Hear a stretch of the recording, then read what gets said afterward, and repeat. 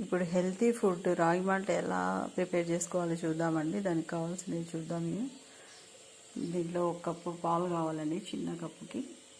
రాగి మాల్ట్ ఈ spoons 3 spoons వేసానండి. దానికి మరి వైట్ తెల్ల నువ్వులు కావాలి, ఇది కూడా 2 స్పూన్స్.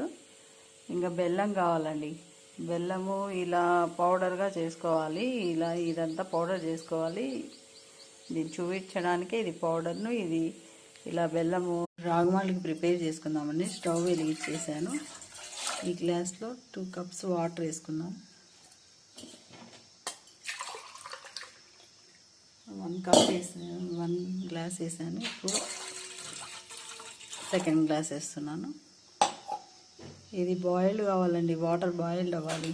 బాయిల్డ్ అయిపోయాక మనము బెల్లం యాడ్ చేసుకుందాము.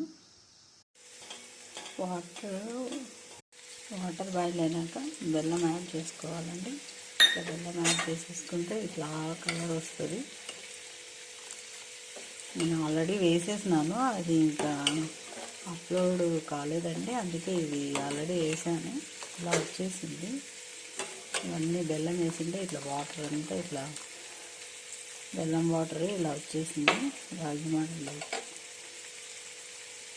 నెక్స్ట్ ఏం యాడ్ చేయాలో చూపిస్తాను.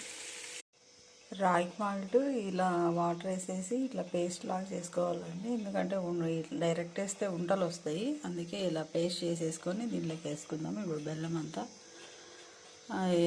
కరిగిపోయింది కాబట్టి దీన్ని యాడ్ చేసేసుకుందాం. ఇట్లా రాగి పిండి కలిపినదంతా యాడ్ చేసేయాలండి. తర్వాత దీంట్లో కొద్దిగా పాలు కూడా యాడ్ చేసేసుకుందామండి. ఇది ఖచ్చితంగా చేసుకోవాలండి, ఎందుకంటే రాగి మాల్ట్కి బాగా. ఇప్పుడు నువ్వులు యాడ్ చేస్తా అన్నాను కదండి, ఇప్పుడు నువ్వులు యాడ్ చేస్తున్నాం.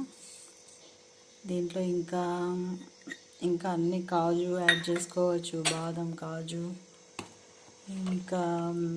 ఇంకా ఏవైనా ఇత్తనాలు ఏవైనా యాడ్ చేసుకోవచ్చండి, బాగుంటాయి. గుమ్మడికాయ ఇత్తనాలు ఇవన్నీ యాడ్ చేసుకుంటే అవి తాగినప్పుడు కొద్దిగా తగులుతూ ఉంటే చాలా చాలా టేస్టీ ఉంటుంది రాగి మాల్ట్. ఇలా ట్రై చేయండి, పిల్లలు చాలా తాగితే చాలా హెల్తీ.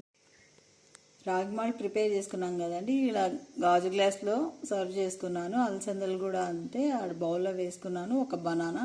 ఈరోజు టిఫిన్కి ఇదే ప్రిపేర్ చేశానండి.